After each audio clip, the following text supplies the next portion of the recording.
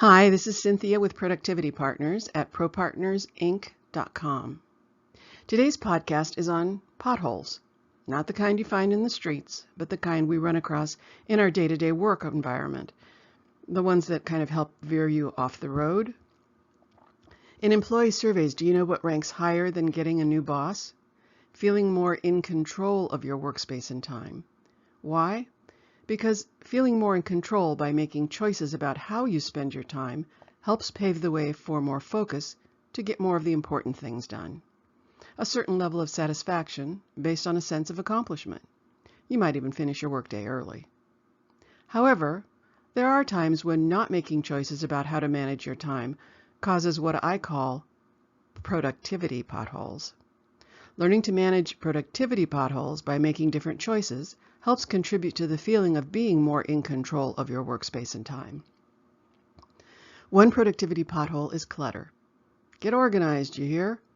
Systems and processes are just as important for individuals as they are for entire companies. And it all starts with you. User-friendly systems for your desktop, your hard drive, your files, your workspace, they all help you get more things done more easily and more quickly. And clearing your desk goes a long way towards clearing your mind. What else? Managing interruptions. You can't predict when they'll happen. You can only learn how to manage them by setting boundaries, because they're one of the biggest potholes going. Over the years, I've seen the number of interruptions grow from 3 an hour to over 20 an hour, which is 1 every 3 minutes. External interruptions are the ones we're so familiar with because they're easy to identify. They stem from either noises or other people. You can always use headphones to block the noises, but when it comes to other people, it's more user-friendly to just offer up an alternative time to have the discussion, rather than fully engaging in it at that moment. Remember, people interruptions invite you out of your own priority and into theirs.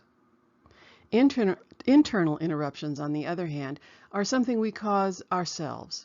For example, a cluttered desk, checking email messages more often than you need to, or social media cruising and reviewing.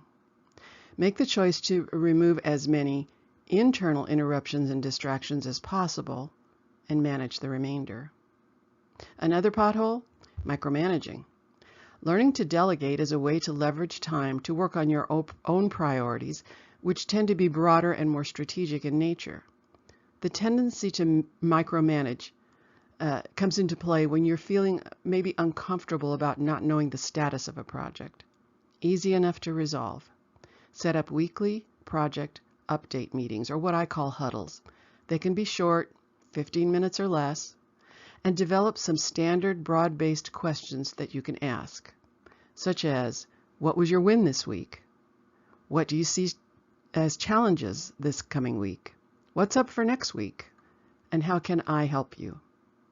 Remain consistent with having your huddles, and it can help you feel more comfortable with knowing the status of a project without interrupting or micromanaging your staff.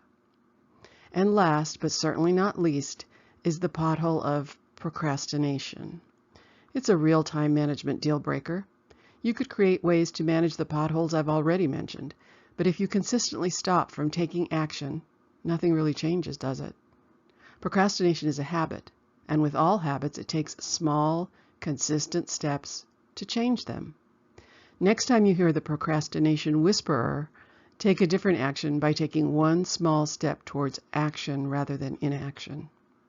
So, if you want to feel more in control of your workspace and time, make a choice to change the behaviors associated with these potholes.